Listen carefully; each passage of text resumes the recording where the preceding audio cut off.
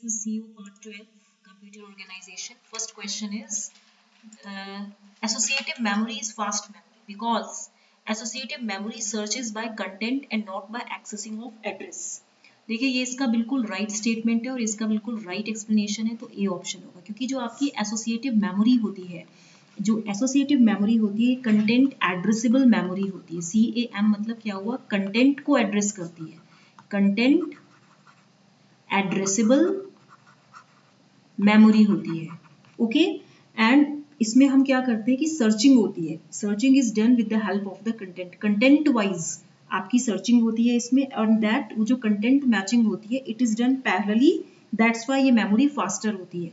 ये एक तो फास्टर होती है सिंस कंटेंट मैचिंग जो होती है आपकी, content matching is done parallelly, साथ ही साथ आप इसमें एक तो कंटेंट को सर्च करते हो और कंटेंट की मैचिंग भी करते हो पैरेलली, इसीलिए ये मेमोरी क्या होती है, फास्टर होती है। ठीक है, नेक्स्ट क्वेश्चन है आपका, which question, the speed mismatch between the processor and the memory in a computer is alleviated by using a, देखिए ये एक प्रोसेसर है, ओके, और ये है आपकी एक मेमोरी, तो जो स्पीड मिसमैच है between the processor and the memory in a computer is alleviated, मतलब इसको हम कैसे ओवरकम कर सकते हैं, by using a small fast memory. यहाँ पे आप एक स्मॉल फास्ट मेमोरी बीच में रख सकते हो as an intermediary, small fast memory रख सकते हो as an intermediate buffer between memory and processor. तो इस बफर मेमोरी को हम क्या बोलते हैं, बफर जानते हो ना, टेम्पररी स्टोरेज डिवाइस को बोलते हैं। Buffer is a temporary storage device, ठीक है।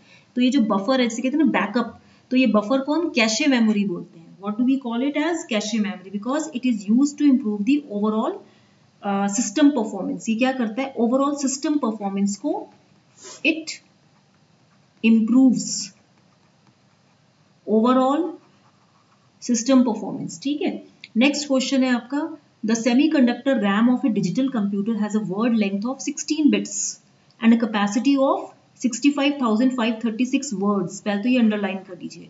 It has a cycle time of 80 nanoseconds if the CPU is much faster than the memory. अगर सीपीयू की स्पीड बहुत फास्टर है मेमोरी से, then the time required to fill 1024 bytes on this memory with all zeros will B.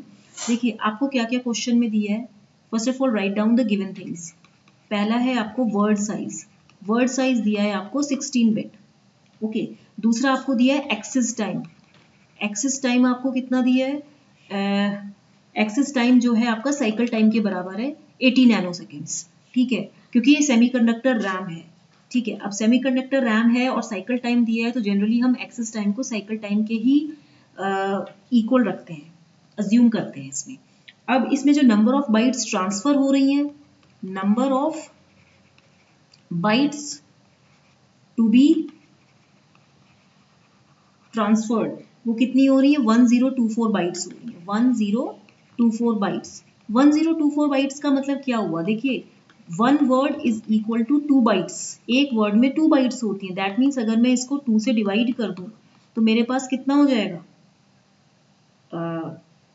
512 words आ जाएंगे ना, तो मेरे पास इतने वर्ड्स हो गए। तो टोटल टाइम जो हमारे पास निकलेगा, इसने क्या पूछा है, that it has a cycle time memory, the time required to fill, हमसे पूछा गया है टाइम, तो जो टोटल टाइम होगा, देयरफॉर टोटल टाइम रिक्वायर्ड वो कितना हो जाएगा, वो होगा एक तो आपका जो वर्ड्स है, टोटल नंबर ऑफ वर्ड्स हैं, और जो आपका इनटू एक्सेस टाइम है।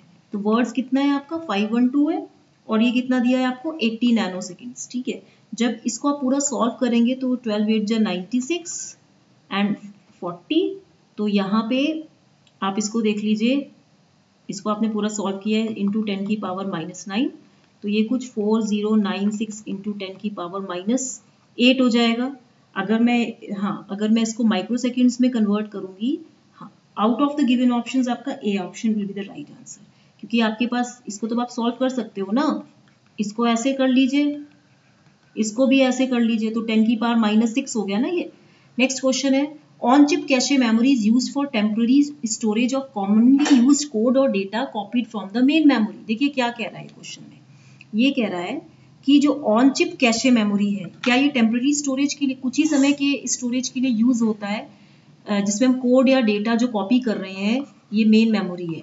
इस मेन मेमोरी से जो भी हम कोड या डेटा कॉपी कर रहे हैं, ठीक है, फ्रॉम द मेन मेमोरी, तो उसी के लिए क्या कैशे मेमोरी उसी के लिए यूज होता है। रीजन क्या है? Provision of cache memory eliminates और overcomes the need for the processor to go off the chip to access the main memory, thus improving the processor performance. देखिए, पहली बात, जो कैशे होता है it is used by the CPU. Let me tell you very frankly कि जो आपका cache होता है यूज्ड बाय सीपीयू, इसे सीपीयू यूज करता है, central processing unit, to provide faster access, जिससे कि ये क्या कर सके, इसकी स्पीड को बढ़ा दे। To provide faster access to currently require main memory data, जिससे कि वो क्या कर सके, to get the main memory data, main memory के डेटा को तुरंत अप्रोच कर सके। अगर कैशे यूज होगा then CPU does not refer main memory most often. If cache is used, इसने क्या बोला है कि कैशे मेमोरी का प्रोविजन क्या एलिमिनेट करता है, प्रोसेसर को की नीड को हटा देता है, जिससे कि जो चिप है वो मेन मेमोरी के एक्सेस तक बचती है जाने से। चिप मेन मेमोरी को फिर एक्सेस नहीं कर पाएगी, जिसकी वजह से प्रोसेसर की परफॉर्मेंस इंप्रूव होगी। तो ये क्वेश्चंस आपको अंडरस्टैंडेबल हैं, ये आता है, तो दोनों रीजंस इसके, ये इसका रीजन भी सही है, एक्सप्लेनेशन भी सही है, तो इसका ए होगा। क्योंकि जो आपका ये अगर कैशे यूज होगा, मैं इधर लिख भी देती हूँ कि if cache is used, okay, then CPU does not refer, if cache is used then CPU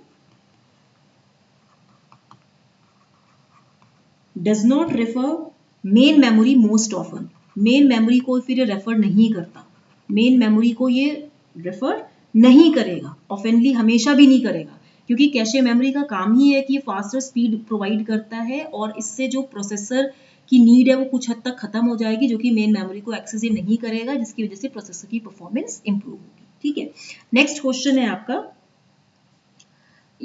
आपका नेक्स्ट क्वेश्चन है कि in the main memory of a computer RAM is use as a short term memory. True है, because RAM is a volatile memory, बिल्कुल true है, तो इसका a explanation होगा। Statement 2 is the correct explanation of A. Yes, ये भी सही था। हाँ, देखिए इसमें क्या है, मैंने आपको बताया था कि रैम वॉलेटाइल मेमोरी होती है। रैम क्या होता है? Random access memory.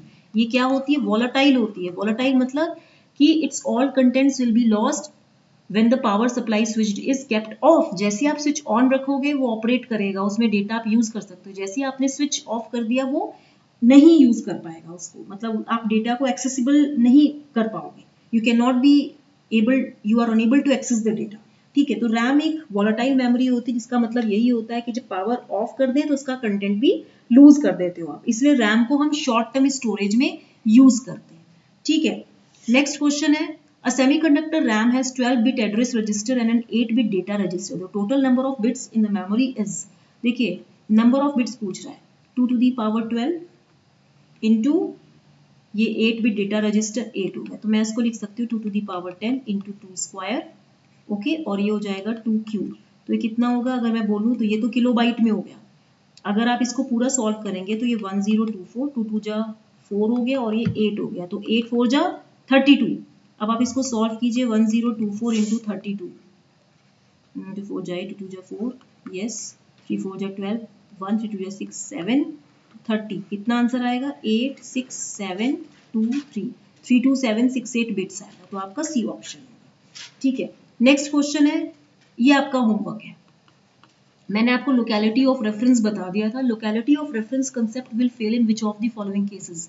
When there are many conditional jumps, when there are unconditional jumps, when there are many operands। मतलब क्या होता है? the data to be operated on, जो डेटा आप जिस पे ऑपरेट कर रहे हो वो होता है।